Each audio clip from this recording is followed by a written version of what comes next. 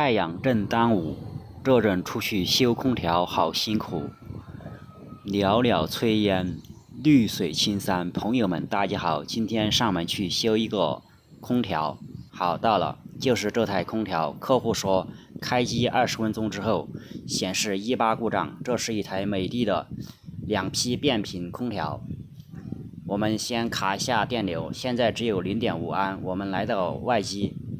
外机标注最大电流14.9安，正常工作应该有。拆开外机板，我们用万用表测量这个 L 与这个通讯线之间，发现有100多伏的跳变电压，最低的有80多伏，最高有160多伏，说明内机工作正常，故障有可能出现在这个外机变频板。